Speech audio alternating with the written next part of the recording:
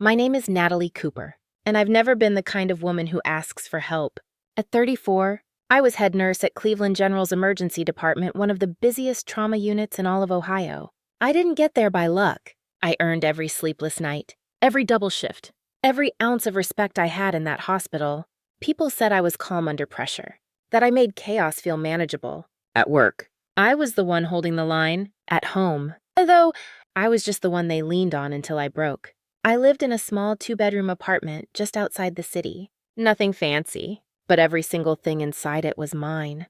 Bought with the money I scraped together working holidays, weekends, and over time. I didn't go on vacations. I didn't splurge. I saved. I had one goal: buy a little house with a porch and a patch of green, somewhere I could finally exhale. My savings were almost there, just sitting in the joint account I opened with my mom, back when I still believed in family first. But in my family, first always meant my little brother, Evan. He was the golden child. Always had been. Even when he dropped out of college. Even when he bounced from job to job. Even when he ended up in rehab twice. Somehow, none of it was ever his fault. He just needs more time, my mom would say. He's trying. Maybe, but I was the one footing the bill. When Evan's life blew up, and it did, often I was the first call. Bail money, rent, car trouble, it always circled back to me. Not because I offered, but because I was reliable. And in my family, reliable meant disposable. Still, I kept giving. I told myself it was love, responsibility, that maybe someday they'd say, "Thank you." But something inside me had started to splinter. And deep down, I knew it wouldn't stay quiet for long. It started small things most people wouldn't notice. Little delays, dodged questions, that queasy, low-burn sense that something wasn't quite right. I'd ask Mom how the account was doing, and she'd say, "Oh, it's fine. Don't worry so much." Nat, she always used that voice, soft, dismissive, the one that made me feel like a child asking for too much. I should have looked closer then. I should have trusted the knot in my gut. There were signs. A $300 withdrawal I didn't authorize. A dip in the balance Mom waved off as a bank error. Once, I even got a letter about an overdraft fee, something that should never happen with how careful I'd been. But every time I brought it up, I got gaslit. "You must have forgotten. You probably spent it and just didn't write it down. You're tired, Natalie. You work too much." But it wasn't just the money. Evan had started reappearing nervous, skinnier, darting his eyes like someone being followed. He'd show up uninvited, plop on my couch, talk a mile a minute about his next big break. Weed farms in Colorado, drop shipping, selling art NFTs, all nonsense. He was sweating even when it was cold out. His hands trembled. He looked like he hadn't slept in days. Then came the favors. "Just a quick ride. Just $50 till Friday. Just let me use your phone for a second." Every time. He got bolder. Once, I caught him outside my building, trying to get into my car. Said he thought he left something inside. Another time, I came home and the lock on my bedroom door looked off, scratched. I started sleeping with it locked, sometimes with a chair against it. Still, part of me didn't want to believe it. I chalked it up to stress. I told myself he was just struggling again, that maybe I was being unfair. Then I got the voicemail. A dealership thanking me for my $2. 000 down payment on a used truck under my name. They said it was paid in cash. By E. Cooper? And right then, all the pieces fell into place. My name, my money, my family. Something was terribly wrong, and I wasn't imagining it anymore. I didn't go home after work that night. I drove to the bank instead. It was just past closing, but I sat in the parking lot for nearly an hour, staring at the building like it might answer the question I'd been too afraid to ask out loud. How much had they taken? The next morning, I was there the minute the doors opened. I asked for a manager, handed over my ID, and requested a full printed history of the joint account I'd opened with my mother. I said I was doing a financial audit. What I was really doing was bracing for impact. And then the paper came. Page after page. Withdrawal after withdrawal. $420 here. $675 there. A $2, $500 cashier's check marked as family emergency. Several charges listed as medical expenses I had no memory of. Some were labeled loan repayment to Evan. None of them had my signature. But all of them were real. By the end, it totaled over $19. 000. My entire down payment. Gone. When I confronted Mom, she didn't cry. She didn't plead. She didn't even look guilty. We needed it. she said with a sigh. Like I was being dramatic. Evan was in trouble. I stared at her. You emptied my savings. You're doing fine, she snapped. You have a job, a future. He doesn't. What were we supposed to do, let him go to jail? I asked about the truck. She waved her hand. He said you agreed to help. Isn't that what family does? I felt something inside me rupture, not violently, but completely. Not a scream, not a meltdown, just a silence so dense, so sharp, it could cut through bone. That night, I went home, pulled every document I had, bank statements, voicemails, screenshots of texts, even emails where Mom promised she was just holding the money. I scanned everything, uploaded it to the cloud, created backups on drives no one could access. I didn't have a plan yet, but I had evidence. I had clarity. And for the first time in a long time, I had myself. I didn't tell them I was backing up the evidence. I didn't tell them I was done playing along. Instead, I smiled the next time Mom called, said I understood, said I just needed a little time to process. I started asking gentle questions, nothing too direct. When exactly did Evan need that cashier's check? What was the medical expense for? I pretended to be concerned, not suspicious. And Mom, always too eager to defend herself, kept talking. I took notes. Every call, every message, every voicemail, they all went into a folder on my encrypted drive. Labeled Cooper Family Legal. I started to treat them like patients in critical condition. Monitor, document, prepare for escalation. The only difference was, this time I wasn't trying to save anyone. I went back through old paperwork, back to when I first opened the joint account. I found an email chain from 5 years ago where Mom wrote, I'll never touch the money without asking. I'd saved it by accident. Now, it was evidence. But what shattered the last piece of me was my credit report. Someone had applied for 2 credit cards in my name. One was denied, the other approved. It had a $1, $200 balance and growing. Gas stations, vape shops, a pawn store in East Cleveland, all places Evan had talked about. There was no more maybe, no more denial. This wasn't just betrayal. It was theft, identity fraud, financial abuse. It was a deliberate erasure of everything I'd built. And in that moment, a strange calm came over me. I stopped crying. I started calculating. I looked at Mom and Evan not as family, but as variables in a problem that needed solving. They didn't see it yet, but I wasn't the Natalie they thought they could manipulate anymore.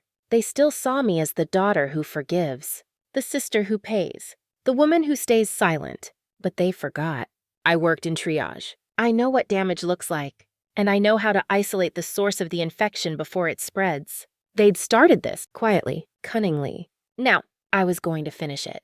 2 days later, I walked into a law office downtown, sat across from a woman named Angela Ramirez, and told her everything. Angela wasn't warm. She wasn't the kind of lawyer who made small talk or offered tissues. She was clinical, sharp, and efficient, exactly what I needed. She didn't flinch when I said identity theft or fraud. She didn't raise an eyebrow when I said the suspects were my own family. She just asked for details, and I gave her everything. Bank statements, screenshots, emails, my credit report, even the voicemail from the car dealership. I had labeled and color-coded every piece of evidence like I was prepping for surgery. Angela flipped through each one with a surgeon's detachment, only pausing to underline dates and circle inconsistencies. When she looked up, her voice was flat and clear. You have a case, a strong one. Something in me exhaled for the first time in weeks. Angela explained our options: civil litigation for the stolen funds, filing a police report for identity theft, potentially involving the IRS if the unauthorized credit card and cash transfers could be linked to income misrepresentation or unreported assets. She talked about subpoenas, recovery timelines, and financial restitution. It all felt big, too big, like I was about to knock over a house I had spent my whole life trying to hold up with both hands. But Angela looked me dead in the eye and said, "You're not destroying a family. You're protecting yourself from one that already broke." That night, I didn't sleep. Not because I was scared, because I was ready. The next morning, I placed a credit freeze with all 3 bureaus. I filed a fraud dispute for the unauthorized card. I emailed Angela to begin the paperwork for a subpoena to request footage from the bank on the date of the largest withdrawal. I wasn't rushing. I was moving methodically, silently. That weekend, I stopped by Mom's house under the guise of dropping off groceries. The moment I stepped in, I knew Evan was slouched on the couch, gaming controller in hand, brand new iPhone at his side. The place smelled like takeout and cologne. A $600 gaming console sat under the TV, the same console he once told me he couldn't afford. My mom offered me tea like nothing had ever happened. I stayed 20 minutes, just long enough to smile and say, "Hey, did you ever find out what that overdraft was about?" She paused. For a moment, the mask slipped, just enough to see the gears turning. Then she said, "It was just a hospital bill that accidentally got processed twice. No big deal." I nodded like I believed her. I even kissed her on the cheek when I left. But the moment I got in my car, I pulled out my phone and typed a single note. Lie confirmed. That night, I filed the first police report. I listed the forged credit application, the unauthorized bank withdrawals. I attached PDFs of every message and voicemail. I documented everything names, dates, even the fake reason Mom gave me that afternoon. A week later, a detective from the financial crimes unit called. He was calm, direct, professional. "We're opening an investigation," he said. "I just need the name of the person who opened the credit card in your name." My mouth was dry, but my voice was steady. "Evan Cooper," I said. "My brother." And I didn't flinch, not even a little. The silence didn't last long. 3 days after the detective called, my phone rang at 6:42 a.m. It was Mom. I let it go to voicemail. A minute later, Evan texted me, "We need to talk." Then came another message, and another. By noon, I had 15 missed calls and 9 voicemails. Most from Mom, some from unknown numbers. One from Evan, slurred and panicked. "You're ruining everything, Nat." Everything. I didn't respond. I changed my voicemail to say I was unavailable due to work. Then I blocked their numbers temporarily. I needed space to breathe, to think. That night, someone buzzed my apartment at 11:37 p.m. I didn't answer. I watched from the peephole. It was Evan. He stood there in a hoodie, hands in his pockets, pacing. I could tell he was high. His movements were jittery, his posture tight. He muttered to himself, loud enough that I could hear the occasional curse through the door. After 5 minutes, he left. I didn't sleep after that. The next day, my supervisor at the hospital pulled me aside. "We received an anonymous complaint," she said gently. "Someone claimed you were under investigation for fraud." My heart stopped. She assured me that the hospital didn't believe it. My record was spotless, but they had to document the report. "I just wanted you to know," she said. "It's probably nothing." It wasn't nothing. It was a warning. They weren't just panicking, they were retaliating. Angela wasn't surprised. "It's classic intimidation," she said. "They're trying to rattle you. They want to make you look unstable or vengeful so you'll back off." Instead, I doubled down. We expedited the subpoena for the bank's security footage. Angela contacted the credit bureaus again, adding supplemental evidence. I updated the fraud reports with new activity. Then I filed a formal restraining order request against Evan. I also bought a motion-activated security camera and installed it outside my apartment door. I wasn't scared. I was preparing. 2 days later, I found a note shoved into my mailbox. No envelope, no name, just one sentence written in thick, messy black ink. "Blood doesn't turn its back on blood." I stared at it, standing there in the cold. My hands didn't shake. I didn't cry. I just folded the paper, photographed it, and slipped it into the same folder where I'd stored everything else. Evidence. If they thought guilt was going to work, they didn't know me anymore. But even as I moved forward, the pressure started to seep in. At work, I found myself glancing over my shoulder more often. I changed my route home. I slept with a white noise machine on, not because I liked it, but because I couldn't handle the silence anymore. Every unexpected knock made my heart jump. Still, I kept going. I had to, because I knew something they didn't. I was no longer doing this just to get my money back. I was doing this to take my life back. I had spent too many years being the one who held things together. The fixer, the buffer, the daughter who smiled and paid and stayed quiet. But now I'd peeled that role off like old skin. And if they thought I would run because they pushed harder, then they hadn't been paying attention. I work in trauma. I know what pressure does to people. It doesn't break me. It sharpens me. The deeper I dug, the darker it got. Angela advised me to pull my financial records for the last 5 years, not just from the joint account, but everything tied to my name. So I did. I requested bank statements, loan applications, credit reports, even my IRS transcripts. I wanted the full picture. No shadows left. And what I found didn't just disturb me, it terrified me. There was a loan application in my name from 2 years ago. Denied. But it used my full social security number and my previous home address. The lender was a payday loan office in Columbus. I've never lived in Columbus. I've never applied for that loan. I added it to the file. Then came the life insurance policy. It was a small one, something I'd set up when I was 24. I'd completely forgotten it existed. Originally, I'd listed my godmother as the beneficiary. When I checked the current records, I nearly dropped the phone. The beneficiary had been changed to Evan Cooper. That hit me like a punch to the ribs. It wasn't just a financial violation, it was personal, deeply personal. It made me feel watched, manipulated, unsafe in a way I couldn't fully explain. Angela didn't speak for a long time when I told her. Then she said, quietly but firmly, "Natalie, we need to consider the possibility that this wasn't just opportunistic. It may have been planned." That word planned lodged itself in my spine. This wasn't a sudden, desperate scramble. This was long game behavior. A pattern. A bleed so slow it almost seemed natural, like they'd been bleeding me dry drip by drip, while feeding me love in just the right doses to keep me from noticing. And God, I hadn't noticed. I started thinking back. Evan asking weird questions about how direct deposit works. Mom suggesting I leave my important documents at her place just in case of a fire. My credit card vanishing and reappearing in my glove box 2 days later. I had chalked it all up to stress. I thought I was just being forgetful. But I wasn't forgetful. I was being groomed. They had trained me through years of emotional leverage to doubt myself, to hand over control, to equate being a good daughter with being available for exploitation, all while making me believe it was my idea. Angela brought in a forensic accountant. Her name was Diane, and she worked fast, her voice sharp and efficient. After scanning my documents and timelines, she looked up and said bluntly, "This wasn't sloppy. This was structured. Not professional, but deliberate." She tapped a line on a spreadsheet. "This is a low-grade financial siphon. If you hadn't caught it," and they kept access. They could have wiped you out retirement, mortgage, everything. That cold, weightless feeling crept up my spine. They hadn't just stolen money. They had stolen time, trust, a future I was quietly building in the background while they laid their plans. And through all of it, I kept replaying that voicemail in my head. Evan, slurring through his panic. "You're ruining everything." Now I understood what everything meant. It wasn't just about getting caught. It was about losing control. I wasn't the ATM anymore. I was the threat.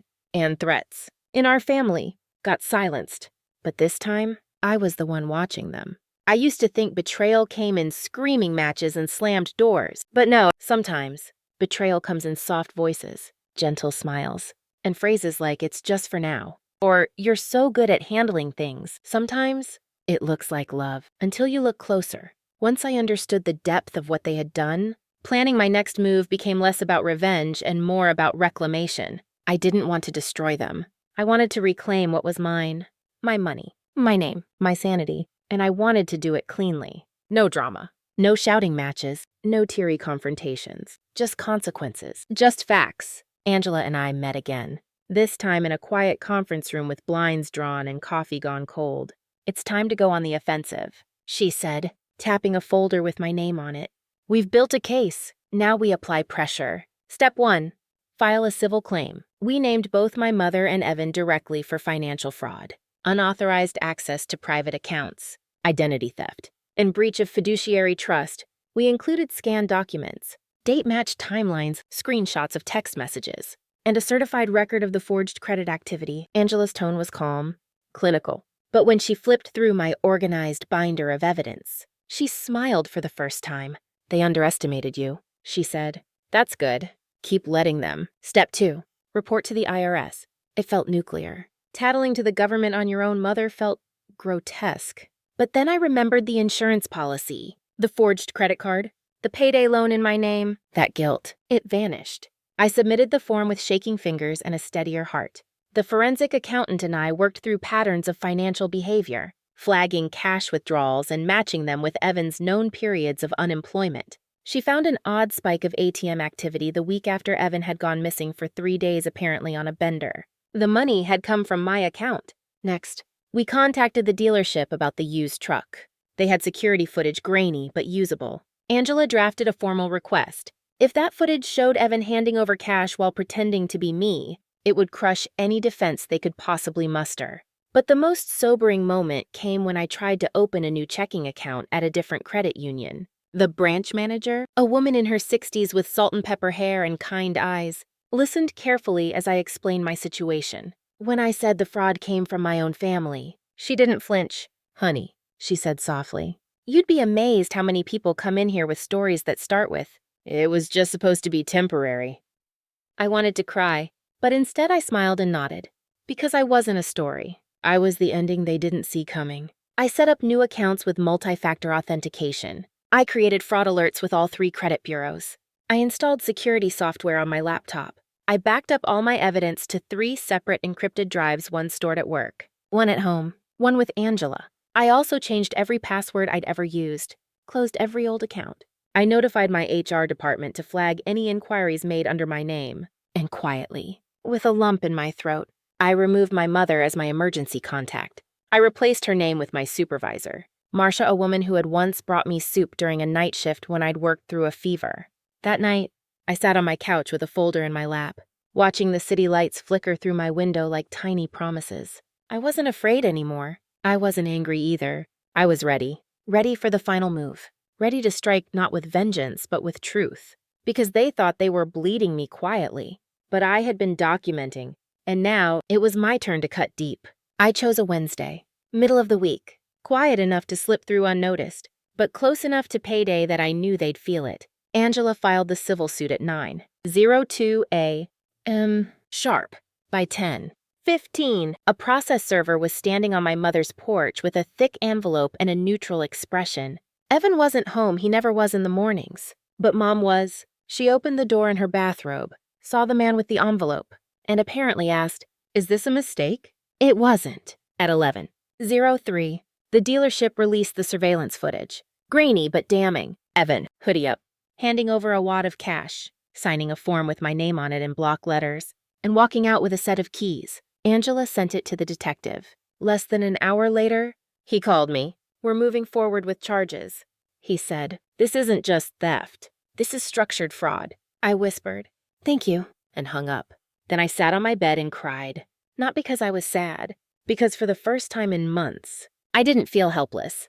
The next morning, an email from the IRS hit my inbox. A formal notice of investigation into Evan and my mother's joint finances. Apparently, the flagged activity on the credit card and the sudden influx of money into Mom's checking account had set off more alarms than we expected. Angela was already coordinating with a tax fraud specialist. And then came the final nail. The bank security footage arrived, blurry but unmistakable. A time-stamped video showing my mother at the teller window, withdrawing $2,500 in cash 2 days after she looked me in the eye and swore no one had touched the account. Angela filed the footage as supplemental evidence. Our civil suit was no longer solid. It was bulletproof. By Friday, Evan's phone number was disconnected. His Instagram disappeared. His name vanished from group chats. I heard from a coworker who knew someone in his old circle. Apparently he'd left town, headed east to get away from drama. Drama, in this case, being felony charges. My mom didn't call, not once. Not to explain, not to scream, not to ask me to drop anything. But she didn't go completely silent. Instead, I got a voicemail from my aunt. "You really blindsided your mother.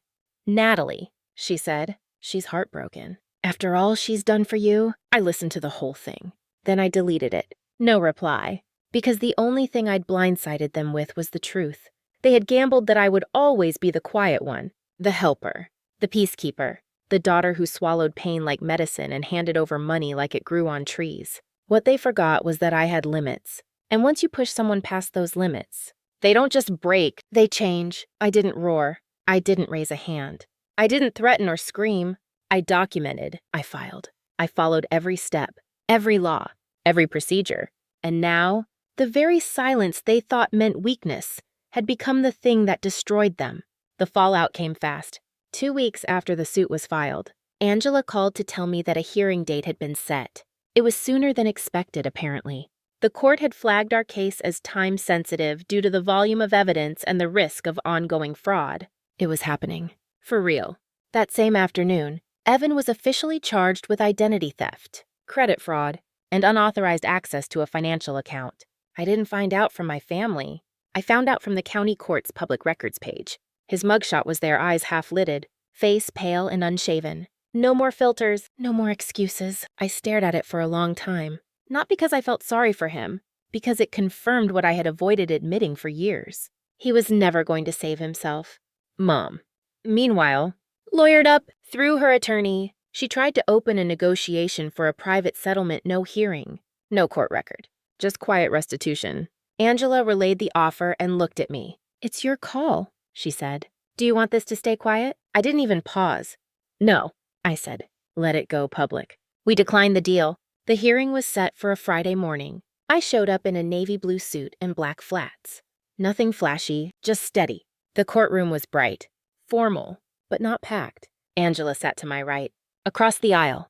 My mother was seated next to her lawyer. Back straight, jaw tight. She didn't look at me. Evan didn't attend. His lawyer claimed he was emotionally unfit to appear. Somehow, that felt fitting. When it was my turn to speak, I took the stand. I wasn't angry.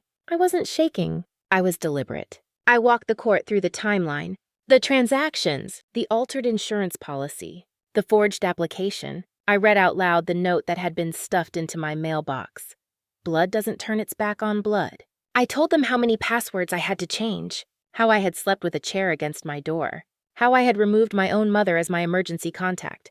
And when the judge asked how it felt to go through all of that, not just the money, but the betrayal, I didn't cry. I didn't falter. I simply said, they didn't just steal my money. They tried to erase my sense of safety. My name, my future. Silence hung over the room like smoke. Angela rested a hand lightly on the table, solidarity without words. Then the judge leaned forward and said, Miss Cooper, your composure and clarity have made this court's job much easier.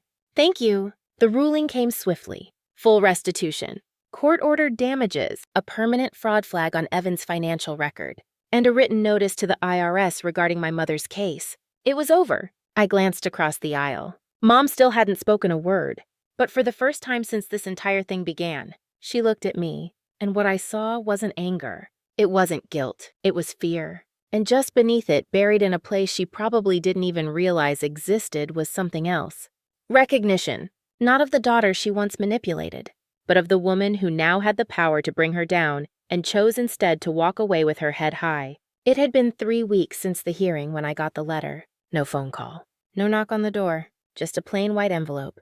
No return address? My name scrawled in handwriting I hadn't seen in months, familiar and shaky. Too gentle for the storm it had weathered. I stood there holding it for nearly 5 minutes. Not because I was afraid of what it said. Because I already knew. Inside was a single page. No greeting, no apology, no acknowledgement of the pain they caused. Just a single, centered request. If you don't want the house. It read, maybe you'd consider signing over your claim. Evan wants to come back. We're trying to keep things together. He's getting help. I stared at it for a long time. The house. The same one they used my money to fix. The one I paid taxes on for nearly 3 years. The one they changed the locks on while I was at work. The one where Evan played video games on a brand new console while I picked up night shifts to make ends meet. Now they wanted me to sign over my claim, quietly, as if everything that happened could be erased with a favor. I laughed. Not bitterly, not even angrily, just in disbelief. They still thought I owed them something. I forwarded a copy of the letter to Angela, who reviewed it and replied with 3 words, no legal obligation. I didn't have to respond. But I wrote a reply anyway, just 1 line. I no longer carry what you can't hold. I folded it, slipped it into an envelope, then I left it on my kitchen counter. I never sent it, because sometimes silence is the loudest answer. 2 days later, I got another message, this time from someone I hadn't heard from in years. Mrs. Danvers, my high school English teacher. She said she'd seen the name in a courthouse report her cousin forwarded her, and she wanted to reach out. I'm proud of you, she wrote, not just for fighting, but for not letting them define your worth. That message, I printed. I tucked it into the same folder with the court papers and the police report, not because I needed proof of anything, but because it reminded me, not all voices from the past are meant to hurt you. Some arrive simply to say you did the right thing, and you're not going back. A year later, I barely recognized my life. I moved out of Ohio, left the city, the courthouse, the echo of old voices, took a job at a hospital in Vermont, smaller, quieter, tucked between hills that blush gold in autumn. The ER still gets wild some nights, but the staff here thanks you after a 12-hour shift. They mean it. That alone feels revolutionary. My new apartment has hardwood floors that creak just enough to remind me it's real. There's a tiny balcony facing the mountains, and a kitchen that smells like rosemary and lemon when I cook. I planted basil in a little pot by the window. I talk to it when I water it. Maybe that's silly. Maybe that's healing. The nightmares stopped. Mostly. Every now and then, I still double-check the locks. I still hesitate before answering unknown numbers. Sometimes I wake up thinking I missed something that I forgot to protect myself. But the panic fades faster now. The shadows are softer. They no longer run the show. I joined a local book club.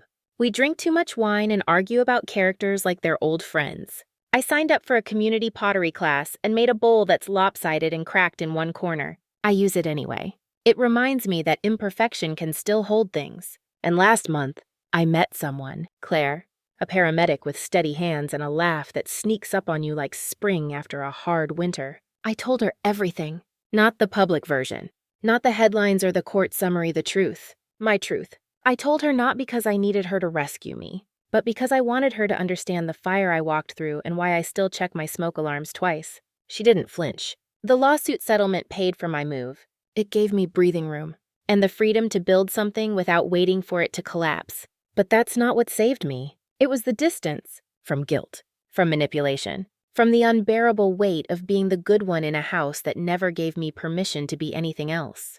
Now, I only carry what's mine. People still say blood is thicker than water. But healing is thicker than history. And peace, real peace, is when you can say, without flinching, that chapter is closed, and I'm not reopening it.